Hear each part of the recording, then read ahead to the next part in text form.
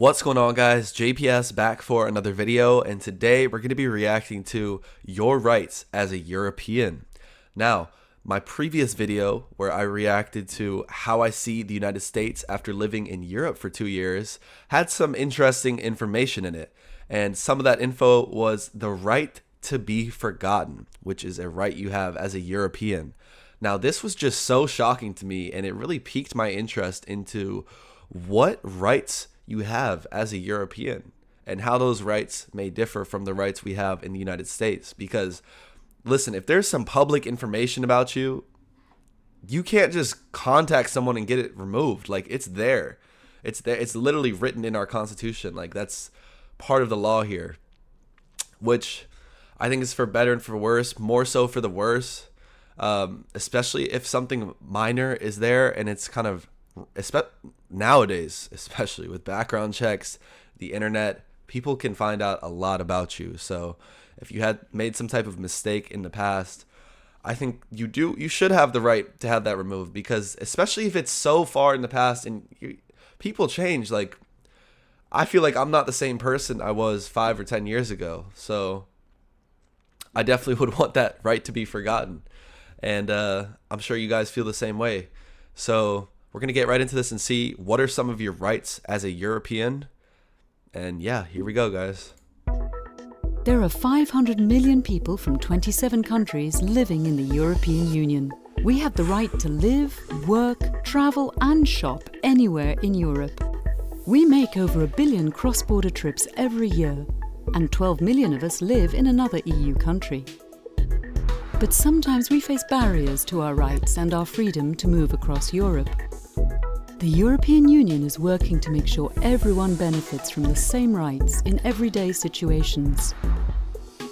If you're one of the 75 million Europeans who fall victim to crime every year, you will have the right to support, protection and access to justice wherever you are in the EU. Every year, 8 million Europeans are accused or suspected of a criminal offence. To guarantee a fair trial, they will have the right to information, translation and interpretation, access to a lawyer, and to contact their family and consulate.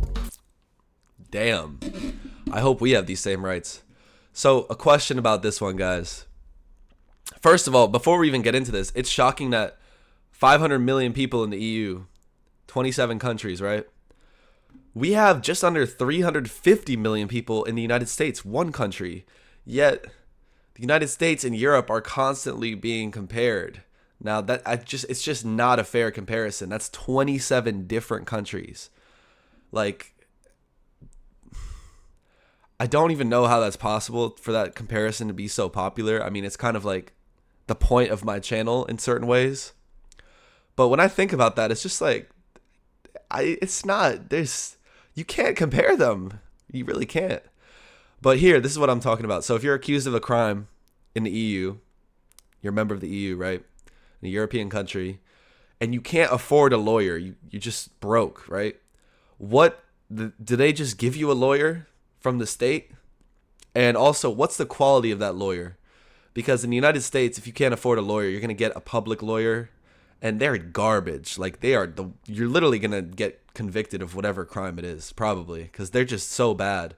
I mean, because it's just a free lawyer. So let me know about that in the comments. But all this other stuff, interpretation, translation, information, I don't think people are given all of that information when they're, or all of those abilities and rights when they're charged with something in the United States. Like, some people are often really confused about their rights. So they often incriminate themselves more.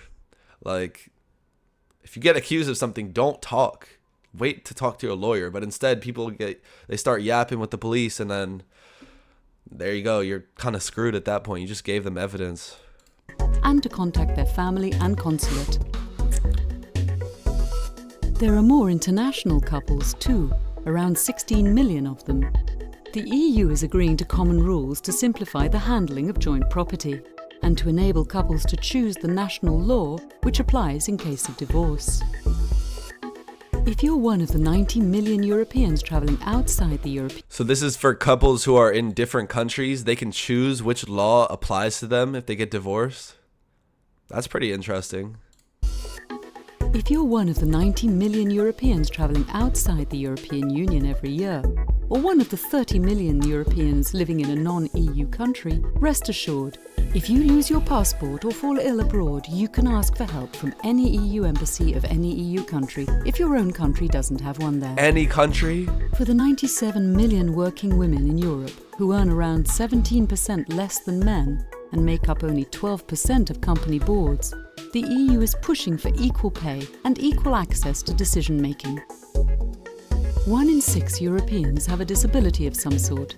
They should have equal access to goods, services and technology, whether it's getting a job, taking a bus or surfing the internet. With a population of 10 to 12 million, the Roma are the biggest ethnic minority in Europe. As EU citizens, they have the same rights as everyone else, without having to face discrimination or exclusion. Damn. These are some great graphics. Like, kind of abstract, but they get the point across quite well. Thanks to the single market, consumers can shop anywhere in Europe. But only This is one of the best parts about the EU. Just the lack of borders, really. You could just do... That's so... When you think about moving to Europe, just the fact that you can just hop from one country to another in a couple of hours is a ridiculous thought. You don't have to go through border security, TSA, and a lot of Americans don't even know that. Like, if you tell them that, and they're learning that for the first time, their minds are blown.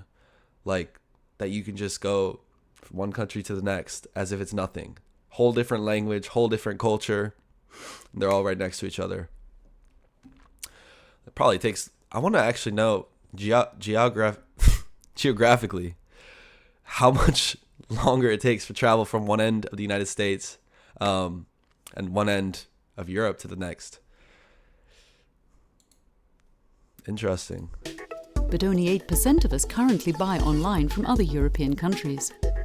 Damn. New EU rules will make it easier for online shoppers to find their favourite products in other EU countries, with the option of choosing a European sales contract to safeguard their rights. For example, when returning goods.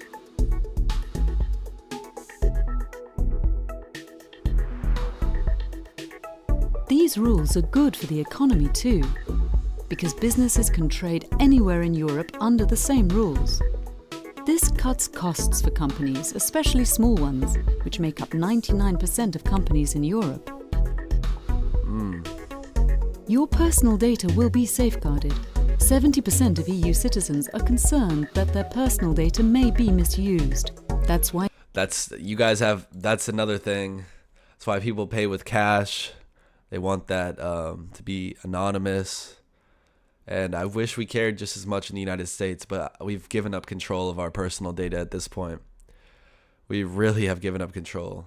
Applications, social media especially, just harvest our data. They literally know more about us than we know about ourselves. And that is a dangerous thing. And all these companies just have a crap ton of money. And it's sad, guys. I wish we cared more, but that battle was lost a long time ago, I feel like. And that their personal data may be misused. That's why the EU is working to strengthen your right to access, change, or delete your data, as well as the right to be forgotten. There it is! Yes! Yes! This is why I watched this video. Yes, guys, thank you. Delete your data, as well as the right to be forgotten, letting you remove data after you no longer want it to be used. That's how it should be. As a European citizen, your rights are protected at home, abroad, and online. Great video from the European Justice Commission, I believe. Yeah, wow. That right to be forgotten. You don't want data up anymore, you can delete it. That's just not, we can't do that in the United States. Once it's up, and that's from like a state perspective as well. In the United States, even from a company perspective, sometimes if you have your data or some type of information on a company's website or application, you still have to jump through a lot of hoops to get that deleted, and sometimes it still may not be possible. So anyways, this is a great video. Lots of rights as a European. Very enticing to live in Europe and be a member of the EU. I also thought it was cool that you can go to any embassy of any country, in any country, even if you're not in Europe, to get some help. So everyone's really part of this group together, which is, it's nice to see. So shout out to all you guys in the EU. I hope you enjoyed this video. If you did, hit the like button, hit subscribe, and I'll see you all in the next one. Peace.